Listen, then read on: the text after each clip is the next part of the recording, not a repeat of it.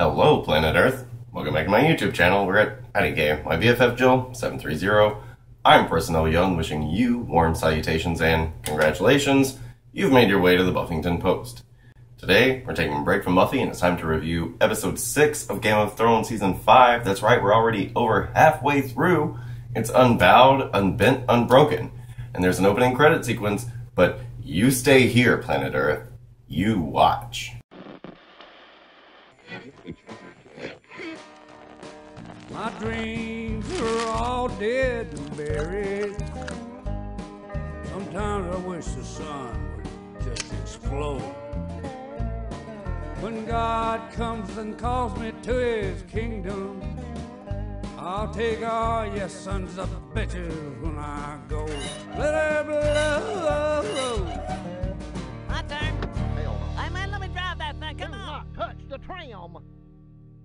Oh my god, so best episode of the season, hands down. This episode was like, what the fuck? How is my life not happening without Game of Thrones? Holy shit. So, Arya in the House of Black and White, she's trying to play the game of faces, she's no good at it. The not a waif is telling her, oh, you're no good at this, you don't know a true from a lie, whatever. Oh my gosh.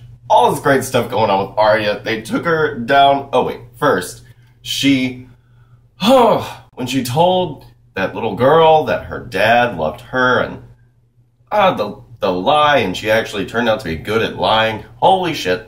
Great stuff. I was like on the verge of tears thinking about it. Everything from the books with Arya and her whole evolution to getting to the House of Black and White and like losing her father and all this emotional baggage, and it was like last week's episode title should have been on this one, because when she said she came and drank the waters, it was like Arya's dead. She was willing to kill the girl in her and to let no one live. And even though not Jaqen Hagar told her that, she wasn't ready to be no one, I think Arya, even though, she never really does get rid of being who she is, I think that she's more comfortable with the idea of killing. And I think this instance of making the killing something different for her, every time she's killed somebody, it's either been out of necessity or vengeance. And here, she killed someone out of mercy. Mercy, right? You know what I'm talking about. Okay, so yeah, it was just great. And then they took her down to see the faces. Oh, she saw the faces, and it's like, oh, the faceless men, the many-faced god, all coming like into it, right? Okay, so yeah, the Arya stuff was amazing. Like I said, this episode was great. Okay, so what else? Mr. Echo's a slave trader, guys. I know you love Lost. If you love anything in life, you should love Lost, at least the first 3 seasons. I'm sorry, I know. The writer's strike, sorry. But yeah, Jorah and Tyrion, they're on their way from not Volantis, they're supposed to be in Valyria, to Meereen. They get totally, ambushed by Mr. Echo and his friends after Tyrion tells Jorah that his dad's totally dead, and whatever, they convince Mr. Echo to take them to Meereen, because, Jorah's a great knight, whatever, blah, blah, blah. So, yeah, that stuff was pretty good, too. Like I said, I haven't been loving the Tyrion and Jorah stuff, but you can put Mr. Echo in a friggin' anything. I'll watch it. I love Mr. Echo. Mr. Echo! Okay, so in King's Landing, we've got, Littlefinger. We find out what his master plan is. He wants to be Warden of the North. And I like that Cersei seemed kind of drunk during their whole conversation. Was it just me, or did she seem totally drunk? I know she had an empty goblet there, but just the way she was just chilling, it was like, let's talk, Littlefinger. Yeah, she just seemed drunk to me. Yeah, so Peter is pitting nobody against nobody and just gonna see, where everything falls into place, and he wants to be Warden of the North afterward. So then you've got the Queen Mother versus the Queen of Thorns. Oh, Lady Olenna, I just want to be her best friend. I want to, hang out with her and, carry her bags around or something. Totally cool. She's like, oh, King's Landing smells like shit. Let's get in and get out. She thinks she's going to get in and get out, but then she has to deal with Cersei, who, like I said, what I admire about Cersei is that she always plays it cool. She's like, I'm cool. No one rivals House Lannister. I'm the best around. Nothing's gonna ever bring us down. I love that about Cersei. She's totally stupid for thinking of it, but hey, do what you do, girl, and you look good doing it. So yeah, the Queen of Thorns is like, oh, well, after this trial thing, I'll just leave. So then the trial comes down, and holy shit, the episode is called Unbowed, Unbent, Unbroken, but I think they pretty much proved that Sir Loras was bowed, bent, and broken. Am I wrong? No. Okay, so Marjorie, they arrested her for, lying under oath. Holy shit. So they took the queen, they took her brother, and now Lady Olenna's like, what? And Tommen just can't do anything. It's so dumb. He looks so foolish. This episode was so good. Oh my god. What else do I got? Okay, there's Go Sand Snakes.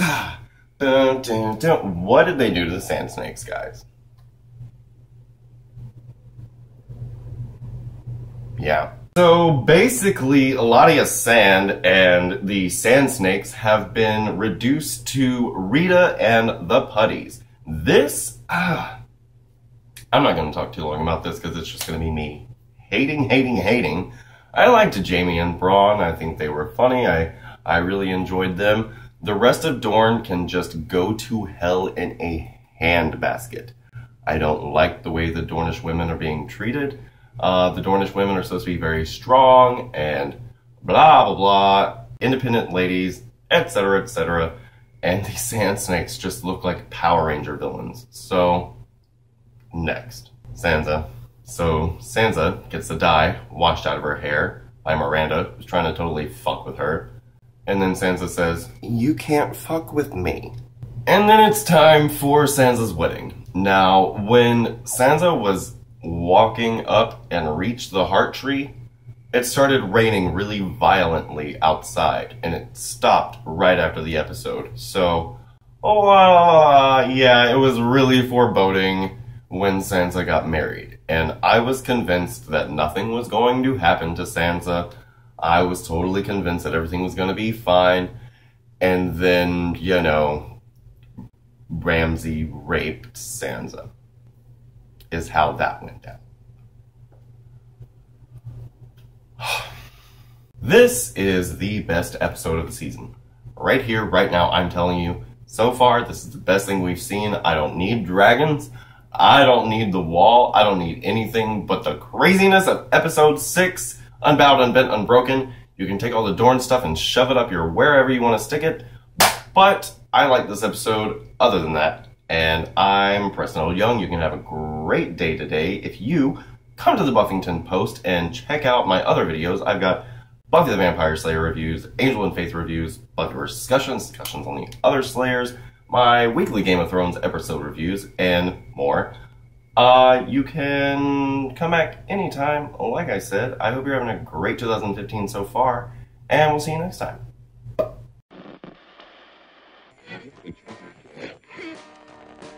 My dreams are all dead and buried.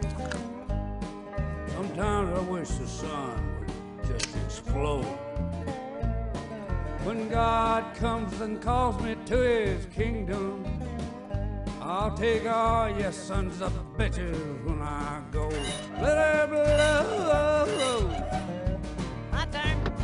Hey, man, let me drive that thing. Come on. Do not touch the tram.